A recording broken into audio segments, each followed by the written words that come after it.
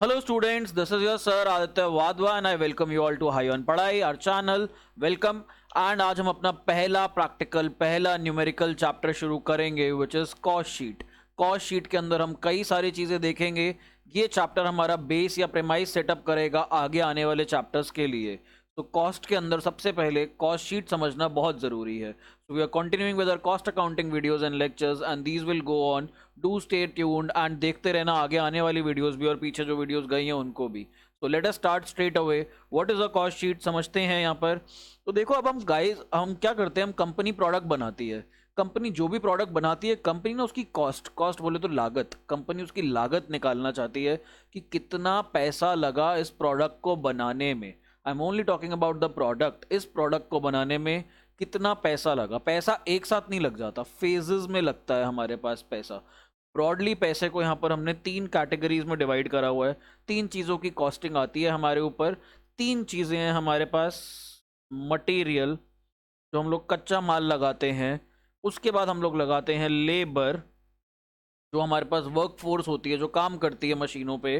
फिर हमारे पास होते हैं एक्सपेंसेस। अब हमारे पास आते हैं कुछ कुछ खर्चे। तो ये खर्चे भी हमारे पास फैक्ट्री में और हमारे पास ऑफिस में और हर जगह पे लगते हैं कंपनी के अंदर। तो कौन कौन से खर्चों को, कितनी लेबर आवर्स को या कितनी लेबर वेजेस को या कितने मटेरियल को हम लोग अपने प्रोडक्ट पे एलोकेट करें और किस किस फेज में करें।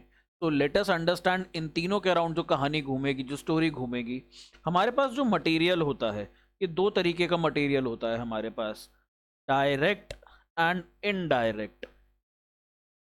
देन हमारे पास जो लेबर होती है लेबर भी हमारे पास direct and indirect. Expenses ये भी डायरेक्ट एंड इनडायरेक्ट, ये कोई अलग थोड़ी है, इनकी भी सेम कैटेगरी रहेगी हमारे पास। अब समझते हैं, डायरेक्ट खर्चों की बात करें या डायरेक्ट मटेरियल की बात करें या डायरेक्ट लेबर की बात करें, ऐसी हर वो चीज़ जिसको हम लोग आइडेंटिफाई कर सकते हैं प्रोडक्ट को देखकर। ये मेरे हाथ में एक छोटी सी डायरी है। अगर इस छोटी सी डायरी की बात करें तो इसके अंदर क्या क्या मटेरियल लगा होगा। सर ये थोड़ा सा मोटा सा कार्डबोर्ड टाइप लग रहा है, तो ये हमारे पास एक मटेरियल लगा है। सर अंदर पेजेस हैं, पेजेस लगे हैं सर हमारे पास। एक सर यहाँ पर स्पाइरल बना हुआ है, ये स्पाइरल का जो प्लास्टिक है ये लगा है हमारे पास। तो मटेरियल में तो हमें ये दिख गया। अगर हम लेबर की बात करें, सर ये किसी ना किसी प्रोसेस में गया होगा। जब ये मशीन में जा रहा होगा तो कोई ना कोई वहाँ पर इंसान या कोई ना कोई वर्कर इसको मशीन में डाल रहा होगा। बीच में कुछ में भी अगर रिक्वायरमेंट होगी तो इंटरफेयर भी करेगा इस प्रोसेस में। फिर इस डायरी जब बन के बाहर आएगी मशीन से, उसको बाहर भी निकालेगा। एक्सपेंसेस, हमारे पास कुछ डायरेक्ट खर्चे भी लगते हैं उस टाइम पर। तो जो डायरेक्ट एक्सपेंसेस हमारे पास उस टाइम पे लगेंगे वो भी इसके अंदर दिख सकते हैं। तो अब यहाँ पर अगर हम बात करें, ये हमारे पास direct material, direct labour, direct expenses. अगर आपके दिमाग में कोई और हेड आ रहा है, सर इन तीनों के अलावा और कोई हेड भी होना चाहिए, तो नीचे कमेंट सेक्शन में ज़रूर बताना हमें, हम भी जानेंगे। देखते हैं कॉस्ट में क्या नया आविष्कार हो सकता है। अब इसके अंदर और भी तो चीज़ें लगी होंगी, इनडायरेक्ट एक्सपेंसेस, इनडायरेक्ट मटेरियल और इनडायरेक्ट लेबर भी तो लगा होगा। सर एग्जाम्पल दो, बिना एग्जाम्पल के हमें समझ नहीं आता। एग्जाम्पल से बताओ। बिल्कुल बताता हूँ। जिस मशीन में डायरी प्रिंट हो रही होगी उसके अंदर हमारे पास ऑयलिंग होती है मशीन्स की ग्रीजिंग होती है हमारे पास। ये कलर्ड पेजेस हैं, तो ये कलर्स गए होंगे, आपको दिख नहीं रहा होगा मे बी स्क्रीन पे। ये कलर्ड पेजेस, अलग अलग कलर्ड पेजेस हैं इसके अंदर। तो ये जो कलर्स गए होंगे इसके अंदर वो भी लगे होंगे यहाँ पर हमारे पास। तो इनडायरेक्ट मटेरियल भी लगा है हमारे पास। देन हम अगर आगे बात करते हैं, इनडायरेक्ट लेबर, जो ऑफिस में बैठे होते हैं लोग, जो ऑफिस में काम करते हैं, एडमिनिस्ट्रेटिव एक्टिविटीज संभालते हैं, जो इस डायरी को बेचने के लिए सेल्स एजेंट हमने हायर किए हुए होते हैं, वो हमारे पास इनडायरेक्ट लेबर में आ जाते हैं। इनडायरेक्ट एक्सपेंसेस, जो हम ऑफिस का रेंट देते हैं, जो हमारे पास मशीनरी पे डिप्रिसिएशन जाता है, कितनी सारी ऐसी चीज़ें हैं जो हमारे पास खर्चे लगते हैं। तो हमारे पास दो तरीके की कॉस्ट आ जाती है यहाँ पर, direct cost and indirect cost. Direct cost, तीनों डायरेक्ट कॉस्ट को अगर हम जोड़ दें तो उसे हम कहते हैं प्राइम कॉस्ट। और अगर हम लोग तीनों डायरेक्ट कॉस्ट जोड़ने के बाद जो प्राइम कॉस्ट निकालते हैं उनमें इनडायरेक्ट कॉस्ट को जोड़ दें तो हमारे पास प्रोडक्ट की कॉस्ट एंड में निकल के आती है। बट इनडायरेक्ट कॉस्ट को हम लोग आगे फेजेस में जोड़ते हैं। कैसे कैसे फेजेस में जोड़ते हैं भाई? डायरेक्ट तो जितनी भी थी हमारे पास, डायरेक्ट मटीरियल, डायरेक्ट लेबर और डायरेक्ट एक्सपेंसेस। इन तीनों से तो हमने क्या बना लिया यहाँ पर, प्राइम कॉस्ट। अभी आपको कॉस्ट शीट बनवाऊंगा तब और डिटेल में आपको बताऊंगा और आपको और अच्छा लगेगा। न्यूमेरिकल्स भी करेंगे हम इसके, एक वीडियो और आएगी आगे जिसके अंदर हम लोग न्यूमेरिकल्स कवर करेंगे। जस्ट इसके नेक्स्ट वीडियो, काफ़ी सारे न्यूमेरिकल्स हैं जो हमें कवर अप करने हैं। अगर आप ये 2 वीडियोस कॉस्ट शीट की देख लेते हो, ट्रस्ट मी, इससे बाहर कोई क्वेश्चन आएगा ही नहीं आपके पास। तो आप ये फुल फ्लेजेड 2 वीडियोस देखो और आपको पूरा कॉस्ट शीट का कॉन्सेप्ट A to Z तक अच्छे से तैयार हो जाएगा। फिर हमारे पास जो इनडायरेक्ट एक्सपेंसेस हैं या इनडायरेक्ट हमारे पास लेबर है या हमारे पास जो इनडायरेक्ट मटेरियल हैं, ये हमारे पास कुछ फेजेस में लगते हैं। कहाँ कहाँ? ये हमारे पास लगते हैं फैक्ट्री में। I am writing over here. Factory में हमारे पास खर्चा होता है। जब फैक्ट्री में खर्चा होता है तो इनको हम कहते हैं फैक्ट्री ओवरहेड्स। फिर हमारे पास ऑफिस में खर्चा होता है, office and administration overheads. Overheads यानी सर के ऊपर। सर कॉन्सेप्ट सर के ऊपर जा रहा है हमारे, नहीं वो वाला ओवरहेड नहीं। कॉन्सेप्ट सर के ऊपर नहीं जाना चाहिए, दिमाग के बिल्कुल अंदर जाना चाहिए और अच्छे से समझ में आ जाना चाहिए। फिर हमारे पास selling and distribution, selling and distribution overhead. देखो ओवरहेड का मतलब यही होता है सिर के ऊपर से जाना। तो यहाँ पर अगर हम बात करें, direct material, direct labour, direct expenses के ऊपर से जा रहा है और इनडायरेक्ट मटेरियल, इनडायरेक्ट लेबर और इनडायरेक्ट एक्सपेंसेस में घुस जा रहा है। तो वहां पर भी जहाँ जा रहा है इनडायरेक्ट खर्चे, ये हमारे पास 3 पार्ट्स में जा रहे हैं। कहाँ कहाँ? Factory, office and selling and distribution. तो हम इनको अपनी कॉस्ट शीट में इन्हीं फेजेस में दिखाएंगे। बनाते हैं कॉस्ट शीट का फॉर्मेट, समझते हैं कॉस्ट शीट क्या होती है।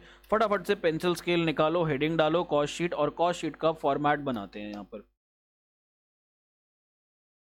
चलो जी, बड़ी सिंपल है, कुछ भी नहीं है, आसानी से हो जाएगा, बस फोकस मत लूज करना अपना। Particulars and amount, that's it. ये 2 चीज़ें हमारे पास आ जाएंगी। प्लीज़ ये फॉर्मेट अच्छे से ध्यान रखना। सबसे पहले हम लोगों को लेना है direct material, direct labour, direct expense. इनमें भी जो मैं नाम सबसे पहले ले रहा हूँ which is direct material. Direct material की अगर हम बात करें तो हमें कौन सा मटेरियल लेना होता है? कॉस्टिंग में कौन सा मटेरियल जाएगा? जो हमने कंज्यूम करा है। मेरे पास पहले से ही थोड़ा सा कच्चा माल पड़ा हुआ था, तो जो पहले से कच्चा माल पड़ा हुआ था वो खरीदा था ना, कभी तो खरीदा होगा ना, कभी तो उस पर खर्चा किया होगा। क्या वो उस पीरियड का खर्चा जब खरीदा था? नहीं, वो हमारे पास इस पीरियड का खर्चा माना जाएगा जब हम उसको प्रोडक्ट में कन्वर्ट कर रहे हैं। अगर मेरे पास प्लास्टिक का दाना पड़ा है कच्चे माल में, मैं उस प्लास्टिक के दाने को अपने इस पेन में कन्वर्ट करना चाहता हूँ, तो ये तो इस पीरियड में आ जाएगा ना। भले पहले खरीद के रखा हो, उससे कोई फर्क नहीं पड़ता। और जो इस बार हम कॉस्टिंग कर रहे हैं, जो इस बार हम माल बच रहा है हमारे पास, वो जो बच रहा है माल, क्या वो इस पीरियड का कॉस्ट है? नहीं है वो इस पीरियड का कॉस्ट। वो तो बच गया, अगली बार लगेगा, तो उसे निकाल दो यहाँ पर। तो ये फॉर्मूला आप सबको पता है, आई गेस मैंने आपको रिवाइंड करा के रिमाइंड करा दिया है। तो यहाँ पर हम लोग देखते हैं फॉर्मूला को। Opening stock of raw materials plus purchases plus carriage या फ्रेट ऑन परचेजेस, कैरेज या फ्रेट ऑन परचेजेस, और इसमें से लेस कर लो closing stock of raw materials. ये प्लीज़ बेटा अच्छे से बनाना, अगर ये बना लोगे कोई इशू नहीं आएगा आगे जाकर। ये हमारे पास क्या आ गया? Cost of materials consumed. हमने लागत लगा दी अपने माल की जो हमने कंज्यूम करा यहाँ पर। तो this is my cost of materials consume. यहाँ से हम लोग बेटा एक और चीज़ लेस करते हैं और वो है हमारे पास sale of waste material. I am not talking about scrap. Scrap और वेस्ट में फ़र्क होता है। सोचो क्या फ़र्क होता है, बताओ क्या फ़र्क होता है। आपकी आवाज़ आ रही है मेरे तक? वेस्ट में और स्क्रैप में डिफरेंस बड़ा सिंपल है, बहुत थिन लाइन ऑफ डिफरेंस है। यहाँ पर समझते हैं। जब मैंने माल खरीदा, एग्जाम्पल लेते हैं सर, एग्जाम्पल दिया करो, ऐसे मत बात किया करो। एग्जाम्पल लो, यहाँ पर मैंने बनाना चिप्स बनाने हैं। जब मैं बनाना चिप्स बनाऊंगा तो मैं क्या खरीदूंगा? केले खरीदूंगा। अब केले के अंदर 2 कंपोनेंट्स होते हैं। क्या क्या होते हैं हमारे पास? एक अंदर का जो पल्प होता है, केला जो हमारे पास होता है जिसको हम खाते हैं, और बाहर उसका एक जो छिलका होता है। तो हम क्या करते हैं, जो केले की स्किन होती है उसकी भी सब्जी बनती है, वो एज अ प्रोडक्ट भी यूज़ करा जाता है कई मेडिसिन में और कई और चीज़ों में। तो हम क्या करेंगे, हम केले का जो अंदर का पोर्शन है, जो एडिबल पोर्शन है, जो हम खाते हैं ऐसे रॉ, उसको निकाल लेंगे और जो छिलका है उसको अभी वेस्ट प्रोडक्ट की तरह मार्केट में अगर बिकता है तो बेच देंगे। तो कई लोग ऐसे ये काम करते हैं बेचने का, प्लास्टिक डिस्पोज करने का, या कई सारी ऐसी चीज़ें होती हैं जो डिस्पोज करने के पहले लोग पैसे देते थे, यार हमारे यहाँ और एक कूड़ा उठा के ले जाओ, बट अब वो कूड़ा नहीं रहा। अब उनको पता लग गया लोगों को कि जो गत्ते के डब्बे बच रहे हैं हमारे पास, या जो भी हमारे पास सामान बच रहा है, ये मार्केट में बिकता है। सो पहले जिस चीज़ के पैसे देने पड़ते थे, अब वही चीज़ मार्केट में बिकने लग जाती है। तो ये जो वेस्ट मटेरियल है, स्क्रैप मटेरियल क्या होता है? स्क्रैप होता है प्रोडक्शन होने के बाद जो हमारे पास कबाड़ बचा। अभी तक हम प्रोडक्शन के अंदर नहीं गए, अभी तो हमने केले मंगवाए, हमने छिलका अलग करा और अंदर का बनाना पार्ट अलग करा, जो एडिबल खाने वाला रॉ पार्ट होता है हमारे पास। तो अभी तक हम प्रोडक्शन के अंदर गए ही नहीं, अभी तो हमने बनाना चिप्स बनाए ही नहीं। तो अभी हमने ये उठाए केले के छिलके और इनको बेच दिया, तो इसको बेच के भी कुछ पैसा आएगा। मान लो मैंने 100 रुपए के बनाना लिए, 100 रुपए में से 5 रुपए के मेरे केले के छिलके बिक गए मार्केट में, तो मेरे को कितने के पड़े बनाना जो मेरे पर्पस के लिए थे, जो मेरे काम के लिए थे? मेरे को पड़ा 95 रुपीज़ के। तो मैंने क्या करा, मैंने ऊपर 100 लिखा, जितने का परचेज किया उसमें से मैंने लेस कर दिया यहाँ पर 5 रुपीज़। तो यहाँ पर sale of waste material, and this gives me my direct material. ये हमारे पास हमारा डायरेक्ट मटेरियल आ जाता है। अब इसके अंदर हम लोग अपना ऐड करेंगे यहाँ पर डायरेक्ट लेबर, और हम लोग यहाँ पर ऐड करेंगे डायरेक्ट एक्सपेंसेस। ये करने के बाद we will get our prime cost. अब हमारे यहाँ पर निकल के आ जाती है बेटा प्राइम कॉस्ट। तो हमने अपनी प्राइम कॉस्ट निकाल ली। अब आगे बढ़ेंगे। प्राइम कॉस्ट निकालने के बाद अब हम निकालते हैं फैक्ट्री कॉस्ट, या जिसको हम कहते हैं वर्क्स कॉस्ट। तो प्राइम कॉस्ट के अंदर यदि मैं यहाँ पर प्लस कर दूं, ऐड कर दूं अपना फैक्ट्री ओवरहेड्स, सर आता क्या क्या है इसके अंदर? बेटा इसके अंदर बेसिकली फैक्ट्री के सारे खर्चे आते हैं। अभी जब हम न्यूमेरिकल्स करेंगे बहुत क्रिस्टल क्लियर हो जाएगा। सारे के सारे न्यूमेरिकल है ही यही कि इनको एसोसिएट करो या इन कॉस्ट को पुट इन करो कॉस्ट शीट में अलग अलग हेड्स के अंडर। तो जब हम करेंगे वहाँ पे बहुत ज़्यादा क्लैरिटी आएगी। अब मैंने फैक्ट्री ओवरहेड्स, या उसको हम लोग वर्क्स ओवरहेड्स भी कह सकते हैं, लिख लो यहाँ पर वर्क्स ओवरहेड्स। तो ये जब हम ऐड करते हैं we get our factory cost. यहाँ पर हमारे पास हमारी फैक्ट्री कॉस्ट आ जाती है। लेकिन एक बात समझना, फैक्ट्री में हमारे पास प्रोडक्शन निकल के आ गई। जैसे ही मेरे पास प्रोडक्शन निकल के आती है, साथ में क्या आएगा? अब वेस्ट प्रोडक्ट नहीं आएगा, अब आएगा कबाड़। अब आएगा ऐसा चीज़ जो मेरे काम की नहीं है। सर एग्जाम्पल दो, नहीं समझ आता बिना एग्जाम्पल के। एक एग्जाम्पल लेते हैं Haldiram. Haldiram daily oil use करता होगा, वो फ्राई करता होगा उसके अंदर कई सारी चीज़ें। जब उसने फ्राई करी कई सारी चीज़ें, एंड में रात को क्या करेगा वो उस ऑयल का? सर हल्दीराम है, ब्रांड है, ये मत बोलना अगले दिन यूज़ करता है। नहीं यूज़ करता बेटा अगले दिन, बट वो ऑयल को फेंकता भी नहीं है। वो जो खराब ऑयल है, या जो वो ऑयल ऐसा है जिसकी क्वालिटी थोड़ी सी खराब हो गई है, हल्दीराम एज अ स्क्रैप आगे किसी को बेच देता है। मैं यहाँ पर एग्जैक्ट फिगर नहीं कह रहा, मैं यहाँ पर एग्जैक्ट वर्ड्स नहीं कह रहा कि हल्दीराम ऐसा करता है, but let us assume if Haldiram does that. अगर हल्दीराम ये तेल या कोई भी बड़ा ब्रांड ये तेल या ऐसी जो भी प्रोडक्ट्स बचते हैं ये आगे किसी को दे दें, आगे जो मार्केट में इसको रीयूटिलाइज कर ले, तो ये क्या उनके लिए स्क्रैप है। प्रोडक्शन होने के बाद, केले के चिप्स फ्राई करने के बाद, कोकोनट ऑयल जो बच गया, वो जो कोकोनट ऑयल बच गया वो एज अ स्क्रैप हमने आगे किसी को दे दिया, तो ये हमारे पास सेल ऑफ स्क्रैप होता है। और सेल ऑफ स्क्रैप से क्या होगा? मेरे पास पैसा आएगा, पैसा आएगा तो मेरी कॉस्ट कम हो जाएगी। तो इधर हम लोग लिखेंगे लेस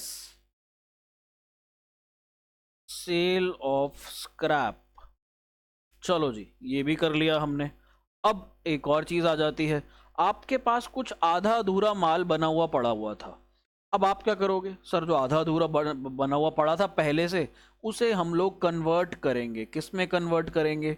उसको हम लोग सर फिनिश गुड्स में कन्वर्ट करेंगे। बिल्कुल करेंगे भाई। केले के कुछ चिप्स तो कटे हुए भी पड़े हुए थे, बनाना चिप्स, तो अब उनको फ्राई करना था और पैकेट में डाल के पैक करना था, तो वो हम कंप्लीट करेंगे process.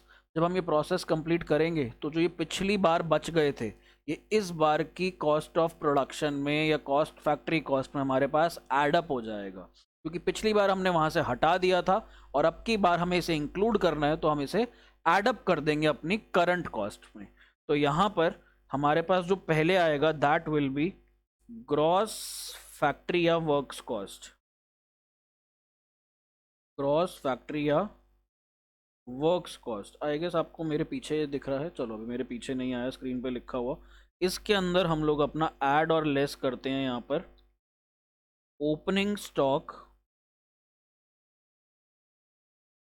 Of work in progress, या वर्क इन प्रोसेस भी लिख सकते हो, वर्क इन प्रोग्रेस भी लिख सकते हो। लेस कर देते हैं हम लोग यहाँ पर closing stock of work in progress.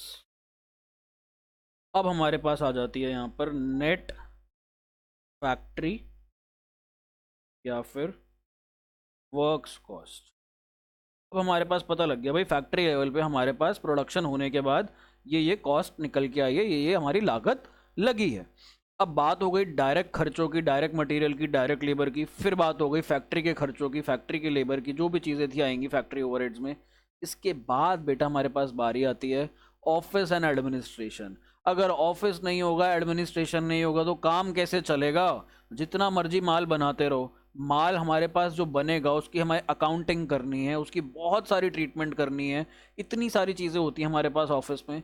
जब तक ऑफिस ही नहीं होगा तब तक काम ही नहीं होगा। क्या कहोगे घर वालों को? ऑफिस जा रहे हैं, यही तो कहता है हर कोई, काम पे जा रहे हैं, ऑफिस जा रहे हैं। बट अगर ऑफिस नहीं है तो काम कहाँ, काम होगा ही नहीं। हर एक डिपार्टमेंट ज़रूरी होता है, प्रोडक्शन से लेकर इंजीनियरिंग से लेकर हर एक चीज़ तक। तो यहाँ पर हमें ऑफिस को भी थोड़ी इज्जत देनी पड़ेगी। तो यहाँ पर हम लोग ऐड करेंगे इसके अंदर ऑफिस एंड एडमिनिस्ट्रेशन ओवरहेड्स। ये ऐड होने के बाद हमारे पास क्या निकल के आएगा? ये ऐड होने के बाद हम कह सकते हैं हमारी कॉस्ट ऑफ प्रोडक्शन। अब जो हमारी प्रोडक्शन आई है, जो हमारी प्रोड्यूस आई है, उसकी क्या कॉस्ट है? क्योंकि हमने यहाँ पर अब ऑफिस के खर्चों को भी इंक्लूड कर लिया। तो अभी तक जो माल बनाया वो तो फैक्ट्री कॉस्ट थी, बट उस माल में जब ऑफिस के खर्चे जुड़ जाते हैं तो जो प्रोडक्शन हुई पूरी की पूरी, उसमें ऑफिस का भी इन्वॉल्वमेंट था, ऑफिस के भी स्टाफ की वहाँ पर नीड थी। तो लेट अस सी, देखते हैं हमारे पास कितना आता है अब ये हमारे पास इधर आ जाएगा कॉस्ट ऑफ प्रोडक्शन। अब जब हम कॉस्ट ऑफ प्रोडक्शन की बात करते हैं यहाँ पर, अब यहाँ पर अभी तक हमने देखो क्या लिया, ऊपर रॉ मटेरियल लिया, ओपनिंग और क्लोजिंग स्टॉक उसका, हमने वर्क इन प्रोग्रेस का ट्रीटमेंट कर लिया सेकंड। अब बारी यहाँ पर थर्ड चीज़ की आती है, and the third thing is हमारे पास यहाँ पर फिनिश गुड्स। जो पहले का बचा कुचा बना हुआ माल था, जिसके अंदर प्रोडक्शन कॉस्ट, ऑफिस कॉस्ट सब लग चुकी थी। अब बारी आती है पिछले पीरियड का माल उठाओ और इस पीरियड में लगा दो। जो पिछले पीरियड में बच गया था माल क्लोजिंग स्टॉक का, वो इस पीरियड में ओपनिंग स्टॉक बनेगा और वो इस पीरियड की कॉस्ट बन जाएगी। अब की बार वो कॉस्ट इस्तेमाल करेंगे, लास्ट टाइम हम उसे हटा चुके थे। तो यहाँ पर हम लोग ऐड करेंगे opening stock of finish goods. अच्छा, मैंने ये जो फिनिश गुड्स था, मैंने अभी इसके अंदर सेलिंग एंड डिस्ट्रीब्यूशन खर्चे नहीं जोड़े। मैंने यहीं तक कॉस्ट ऑफ प्रोडक्शन तक ही उठाया इन्हें, क्योंकि ये माल बचा हुआ था, ये मार्केट में बिका ही नहीं था। सो वी आर अज्यूमिंग हमने इस पर कोई खर्चा करा ही नहीं सेल करने के लिए। इसके ऊपर कोई भी सेलिंग एंड डिस्ट्रीब्यूशन एक्सपेंस अभी तक लगाए नहीं गए। पिछले पीरियड में यहीं पर बच गया था, और ये जो माल बच गया था ये अब हम यहाँ पर इस पीरियड में लेकर के आ गए। Simply less closing stock of finished goods. ठीक। और अब हमारे पास आ जाएगा cost of cost of good sold of production, cost of good sold of production, in which we will add, अब इसके अंदर ऐड करेंगे सेलिंग एंड डिस्ट्रीब्यूशन एक्सपेंसेस। इसके अंदर we will add selling and distribution expenses, and we will finally get our cost of sales. ये मेरे पास आ गई मेरी cost of sales. But cost sheet में हम लोग प्रॉफिट और सेल्स को भी थोड़ी सी जगह दे देते हैं। तो जब आपके पास आपकी पूरी लागत आ जाएगी, सपोज इस पेन की पूरी लागत आ गई, इसके अंदर मैं अपना प्रॉफिट भी जोड़ूंगा यहाँ पर। तो प्रॉफिट जोड़ देता हूँ यहाँ पर अपना, ऐड या लेस। प्रॉफिट होगा तो ऐड कर देंगे, लॉस होगा तो हम उसे लेस कर देंगे, एंड फाइनली ये करने के बाद वी विल गेट सेल्स। ये हमारी टोटल सेल्स आ जाए। तो ये है हमारी कॉस्ट शीट। अगर आप लोगों ने नोट नहीं करी तो नोट कर लो इसे। आप यहाँ पर मेरे को पॉज करके इसे नोट कर सकते हो। मैं थोड़ा सा और नीचे स्क्रॉल कर देता हूँ। लो भाई देख लो, यहाँ पर भी आप मेरे को पॉज कर सकते हो और ये नोट कर सकते हो। एंड लास्ट में यहाँ पर भी आप मेरे को पॉज कर सकते हो और ये नोट कर सकते हो। आई होप ये समझ में आया सबको कॉस्ट शीट। सर नहीं समझ आया, कैसी बातें कर रहे हो? नहीं समझ आया कोई बात नहीं, अभी समझा देंगे। लो क्वेश्चंस के थ्रू समझते हैं। हमारा पहला क्वेश्चन क्वेश्चन कहाँ गया? ये रहा क्वेश्चन हमारे पास, ये रहा। आई होप सबको दिख रहा है ये question. Prepare a cost sheet from the following information of Relic India limited for the year ending 31/3/2018। Sales दे रखे हैं हम लोगों को। सेल्स तो सर एंड में ले लेंगे, लास्ट में सबसे अभी आपने सिखाया। Purchase of raw material, raw material खरीदा, ये क्या है हमारे पास? Direct material. ये हमारे पास डायरेक्ट मटेरियल। देखते हैं, मैं पहले आप लोगों की ऐसे हेल्प करता हूँ, फिर हम लोग कॉस्ट शीट भी बनाएंगे इसकी। फिर कहता है freight paid on raw material purchase, ये भी हमारे पास डायरेक्ट मटेरियल का पार्ट बनता है। Productive wages and unproductive wages, लो भाई ये समझते हैं अब। प्रोडक्टिव वेजेस क्या होती है हमारे पास? जब कोई लेबर हमारे पास फैक्ट्री में लगी हुई है और मशीन पे डायरेक्टली काम कर रही है, वो होती हैं प्रोडक्टिव वेजेस, जो लेबर डायरेक्टली मेरे प्रोडक्ट से रिलेटेड है। अनप्रोडक्टिव वेजेस क्या होती हैं? अनप्रोडक्टिव वेजेस भी फैक्ट्री में ही लगती हैं। बट फैक्ट्री में अब होता क्या है, सारी लेबर काम नहीं करती, सुपरवाइजर्स भी होते हैं, उनके मैनेजर्स भी होते हैं जो फैक्ट्री में काम कर रहे होते हैं। तो productive wages direct labour, unproductive wages हमारे पास इनडायरेक्ट लेबर या फैक्ट्री वाली लेबर होती है हमारे पास। ये हमारे पास फैक्ट्री ओवरहेड्स का पार्ट बनती है। तो productive wages direct labour, unproductive wages हमारे पास factory overheads. Productive wages outstanding, कुछ वेजेस आउटस्टैंडिंग थी। क्या हो गया अगर आउटस्टैंडिंग है तो? कैश में नहीं दी तो क्या हो गया? लागत तो है, कॉस्ट तो है ही, एक ना एक दिन तो देनी है, ये पे तो करना ही है। तो ये हमारे पास प्रोडक्टिव वेजेस है ना, सॉरी, तो डायरेक्ट लेबर में एडअप हो जाएगा। ये हमारे पास डायरेक्ट लेबर में एडअप हो जाएगा। रॉयल्टी ऑन प्रोडक्शन, मेरे को नहीं पता क्या है रॉयल्टी ऑन प्रोडक्शन, इन्होंने आगे यहाँ पर ब्रैकेट में दे दिया डायरेक्ट एक्सपेंस, तो सिंपली मैं इसको डायरेक्ट एक्सपेंस ले लूँगा। वैसे समझा देता हूँ रॉयल्टी ऑन प्रोडक्शन क्या होता है।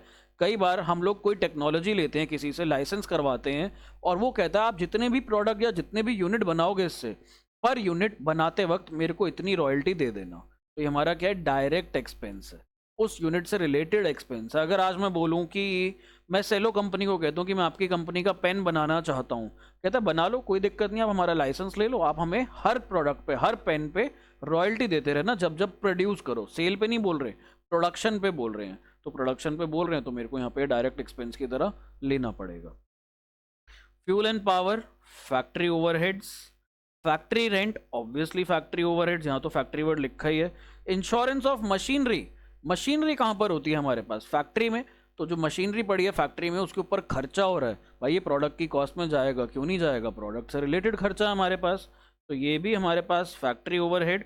Loading and unloading charges on purchase of raw materials, हमने माल लोड करवाया और हमने माल यहाँ पर अनलोड कराया, तो उसके ऊपर जो भी चार्जेस पे करे वो कहाँ पर जाएगा? ये भी हमारे पास डायरेक्ट मटेरियल्स में चला जाएगा। जैसे हम लोगों ने फ्रेट को या कैरेज को डायरेक्ट मटेरियल्स में लेते हैं, सेम वे लोडिंग या अनलोडिंग चार्जेस भी हमारे पास डायरेक्ट मटेरियल का हिस्सा बन जाएंगे यहाँ पर। Loss on sale of old machinery, कोई पुरानी मशीनरी पड़ी थी उसको बेच करके चाहे फ़ायदा हो चाहे नुकसान हो, क्या मेरे प्रोडक्ट को उससे फ़र्क पड़ रहा है? अगर वो मशीनरी 1000 रुपये महंगी बिकती या सस्ती बिकती तो क्या हमें फ़र्क पड़ेगा? हमें एज एन, हमें कंपनी को एज अ होल तो फ़र्क पड़ेगा, बट क्या प्रोडक्ट को फ़र्क पड़ेगा? क्या प्रोडक्ट की कॉस्ट मशीनरी के महंगे या सस्ते बिकने से फ़र्क पड़ेगा प्रोडक्ट की कॉस्ट पे? नहीं पड़ेगा फ़र्क। ना तो कॉस्ट इंक्रीज़ होगी प्रोडक्ट की, ना ही डिक्रीज़ होगी। तो ये हम लोग यहाँ पर loss on sale of machinery को नहीं लेंगे। क्या क्या चीज़ें नहीं लेनी होती ये भी मैं आपको बताऊँगा। डेप्रीसिएशन ऑफ मशीनरी, बिल्कुल लेना है भाई, बिल्कुल लेना है। मशीनरी के ऊपर जो डेप्रीसिएशन हो रही है, हो क्या रहा है बेसिकली? 10 लाख रुपए की मशीनरी है, 10 साल चलती है, एसएलएम मेथड लगाएं तो हर साल 1-1 लाख रुपए का डेप्रीसिएशन निकल के आ जाता है। अब ये जो हर साल 1-1 लाख रुपए का डेप्रीसिएशन आ रहा है, बेसिकली क्या है? ये हर साल 1-1 लाख रुपए का खर्चा है, और ये खर्चा जो मशीनरी पे लग रहा है, मशीनरी से तो मेरे यूनिट्स निकल रहे हैं बाहर, मशीनरी की वजह से तो आज मैं ये पेन बना पा रहा हूँ, तो ये मेरे पास फैक्ट्री ओवरहेड्स में चला जाएगा। लाइटिंग फैक्ट्री, फैक्ट्री ओवरहेड्स लिखा हुआ है। Factory cleaning, factory overheads, very clear. Advertising, माल की एडवर्टाइजमेंट कर रहे हैं, एडवर्टाइजमेंट करने से क्या आती है? सेल्स आती है। तो ये कैसा होगा? This will be selling and distribution. और आगे बढ़ते हैं, लिस्ट बहुत लंबी है। कैरेज आउटवर्ड्स, देखते हैं यहाँ कौन पकड़ पाता है इसे। आई नो आप सब 11th क्लास में सीख के आए थे कैरेज इनवर्ड या कैरेज आउटवर्ड, फिर भी एक बात बता देता हूँ, जितने भी खर्चे आप परचेजेस पे करते हो वो आपके डायरेक्ट एक्सपेंसेस होते हैं। फ्रेट इनवर्ड, कैरेज इनवर्ड, माल जब मंगवा रहे हैं तो जो भी खर्चा लग रहा है उस टाइम, वो सारा का सारा एक्सपेंस ऑन परचेजेस है, वो हमें ज़रूरत है अपने माल की, तो वो माल की कॉस्ट में ही एडअप हो जाता है। अगर आज मैं सामान मंगवाऊँ, सपोज मैं एक एयर कंडीशनर मंगाता हूँ 50,000 रुपये का, और जो कैरेज वाला है वो कहता है सर 2,000 रुपये मैं ले लूँगा, इंस्टॉलेशन वाला कहता है सर 3,000 मैं लूँगा इंस्टॉलेशन के, तो मैं लोगों को क्या बताऊँगा मैंने कितने का एसी लिया? भाई 55,000 का, 50,000 का नहीं लिया, 55,000 रुपये का एसी खरीदा। तो यहाँ पर same way, carriage outward is expense on sales, जो माल बेचना था हमें, जो माल भेजना था हमें, उसके ऊपर हमारा ये खर्चा लगा। सामने वाली पार्टी ने कहा होगा ना यार माल भिजवाओगे तभी खरीदेंगे वरना नहीं खरीदेंगे, तो यानी कि ये कैसा खर्चा है? सेल से रिलेटेड खर्चा है। सेलिंग एंड डिस्ट्रीब्यूशन में ये हमारे पास चला जाएगा। इनकम टैक्स, आप कितना कमा रहे हो कितना नहीं कमा रहे हो उस पर कितना टैक्स पे कर रहे हो, कॉस्टिंग कहता है भाई मेरे को मतलब नहीं है इस चीज़ से, मेरे को टैक्स वैक्स के बारे में ज्ञान मत दो, यहाँ पर मैं नहीं हूँ तुम्हारा हिस्सा। मैं तुम्हें, कॉस्टिंग कहता है कि मैं तुम्हें अपने पास यहाँ पर अपने सब्जेक्ट के अंदर इनकम टैक्स को नहीं ले रहा, मेरे से तुम्हारा कुछ लेना देना नहीं है। थैंक गॉड कि हमारे पास टैक्स नहीं आ रहा इधर। Factory telephone, factory overheads, plant repairs and maintenance, plant का खर्चा, प्लांट कौन सा, घर में पौधा उगाते हैं वो वाला नहीं, प्लांट जो मशीनरी, जो बड़े बड़े प्लांट्स होते हैं उनसे रिलेटेड जो भी खर्चा होगा वो सारा फैक्ट्री में जाएगा, factory overheads. Office computer depreciation, अब डेप्रिसिएशन लग रहा है प्लांट पे नहीं, मशीनरी पे नहीं, बट ऑफिस कंप्यूटर पर, तो ऑफिस कंप्यूटर पर जो लगेगा वो हमारे पास जाएगा administration and office expenses, ONA लिख देते हैं, office and administration expenses. Then we have office stationery, ये तो नाम से ही क्लियर है, office and administration. Travelling expense, salesman travel कर रहा है माल बेचने के लिए, तो जो ये आएगा ये हमारे पास सेलिंग एंड डिस्ट्रीब्यूशन में चला जाएगा। Then we have office staff, office staff जो जा रहा है वो जाएगा हमारे पास ऑफिस एंड एडमिनिस्ट्रेशन में। डोनेशंस, आपने कहीं पर डोनेशन दे दी, कॉस्ट शीट कहेगी भाई मेरा तेरे से क्या लेना देना, मेरा तेरे से कुछ लेना देना है ही नहीं यहाँ पर, तो जब कुछ लेना देना है ही नहीं तो डोनेशन आएंगी नहीं कॉस्ट शीट में। भाई हम किसी को कुछ पैसा डोनेट कर रहे हैं चैरिटी में या कहीं पर भी, कैसे भी किसी भी फॉर्म में, कहेगा हमें लेना देना नहीं है भाई। Salaries of sale staff, sale staff है तो भाई सेलिंग एंड डिस्ट्रीब्यूशन सबको पता है। मार्केटिंग रिसर्च एक्सपेंसेस, मार्केटिंग किस लिए करते हैं? माल बेचने के लिए, sales and distribution. Bank charges and interest, आपने टाइम पर बैंक में पैसा जमा नहीं कराया या बैंक ओडी था, बैंक ओवरड्राफ्ट था, उसके ऊपर आपका इंटरेस्ट लग गया, तो कॉस्ट प्रोडक्ट कहेगा मेरा क्या लेना देना भाई, मुझे बख्श दे, मैंने थोड़ी ना यहाँ पर कहा था कि पैसे लेट जमा कराओ या मिनिमम बैलेंस मेंटेन मत करो, मेरा आपसे कोई लेना देना नहीं है। ये जो बैंक इंटरेस्ट है ये उस नालायक अकाउंटेंट को बोलो जिसने ये गलती करी, मेरे को प्लीज़ बख्श दो यहाँ पर, तो यहाँ पर हम इसे कॉस्ट में नहीं लेंगे। Expenses on office car, office की कार पे कोई भी खर्चा हो रहा है तो office and administration. Office manager salary, office and administration. Bad debts, very very very very very important. चलो जी, बैड डेट्स की एक कहानी समझते हैं। अब बच्चे कहेंगे सर इसका भी कोई लेना देना नहीं है यहाँ पर, मैं कहता हूँ लेना देना है इसका कॉस्ट शीट से। सर क्या लेना देना है इसका कॉस्ट शीट से? देखो हमारे पास सेलिंग एंड डिस्ट्रीब्यूशन एक्सपेंसेस लगते हैं, हमारे सेल्स एजेंट ने कहा सर एक पार्टी पकड़ के लाया हूँ, मुर्गा नहीं बोला उसने, पार्टी बोला, हम अच्छा काम कर रहे थे, उसने कहा सर एक पार्टी लेकर के आया हूँ, 10 लाख रुपए का ऑर्डर देने के लिए रेडी है। हमने कहा ठीक है, हमने कहा पार्टी का बैकग्राउंड क्या है? बोलता है सर पार्टी का बैकग्राउंड ठीक है, मार्केट में इसके बारे में मैंने जान लिया, सही है। तो हमने कहा कैश सेल, बोलता है नहीं सर उधार पे मांग रही है पार्टी ये माल, और जब पार्टी ये माल हमसे उधार पे मांग रही है तो हमें उधार में देना पड़ेगा। अब मैं घबरा रहा हूँ देने को, तो मैंने सेल्स एजेंट से पूछा, मैंने कहा श्योर है दे दें? कहता हाँ सर दे दो आप, क्योंकि सेल्स एजेंट ने इतना मेरे को बोला कि दे दो दे दो दे दो ये माल उसको, तो अब यहाँ पर मैं क्या करूँगा, यहाँ पर मेरे को देना पड़ेगा। बट स्टिल अगर अब कोई नुकसान हो जाता है हमारे पास इधर, if there is any loss in this case, तो उस केस के अंदर हम क्या करेंगे इधर गाइस, उस केस के अंदर हम लोग सेल्स डिपार्टमेंट को जिम्मेदार ठहराएंगे। तो ये जो भी बैड डेट हुआ ये सेल्स डिपार्टमेंट की वजह से हुआ, तो ये कॉस्ट भी हम लोग सेलिंग एंड डिस्ट्रीब्यूशन डिपार्टमेंट को एलोकेट करेंगे यहाँ पर। तो मैंने आपको सारे कंपोनेंट्स बता दिए। आप लोग इसकी कॉस्ट शीट बनाओ और नीचे मेरे को आंसर दो कमेंट सेक्शन में। आपका प्राइम कॉस्ट कितना आया, आपका फैक्ट्री कॉस्ट कितना आया, आपका फिर यहाँ पर कॉस्ट ऑफ प्रोडक्शन कितना आया, एंड आपका कॉस्ट ऑफ सेल्स कितना आया। हम लोगों को सेल्स भी दे रखा है, तो प्रॉफिट भी बताओ कितना आ रहा है। आप लोग कमेंट करोगे तो मैं यहाँ पर राइट आंसर आपको कमेंट सेक्शन में बताऊंगा। वट एवर इट इज़, जो भी मैंने कैलकुलेट करा हुआ इसका सही आंसर वो मैं आपको कमेंट सेक्शन में बताऊंगा। Once you put it in the comments, आप लोग इसमें कमेंट करो अच्छे से। इस वीडियो को यहीं समाप्त करते हैं। बाकी के जो क्वेश्चंस हैं वो अगली वीडियो में लेकर के आऊँगा, and the next video will be all that's it. So I will see you guys in the next video. Kindly like share and subscribe to the channel. ये हम लोगों को इस चीज़ों से बहुत ज़्यादा सपोर्ट मिलता है। If you guys will like it, if you guys will comment down there, if you guys will share it to with your friends, subscribe करोगे चैनल को, तो हम लोगों को थोड़ी सी एक मोटिवेशन मिल जाती है कि चलो बच्चों के लिए वीडियोज़ बनाते रहते हैं। Thank you so much for staying connected. Bye bye, take care, I will see you in the next video.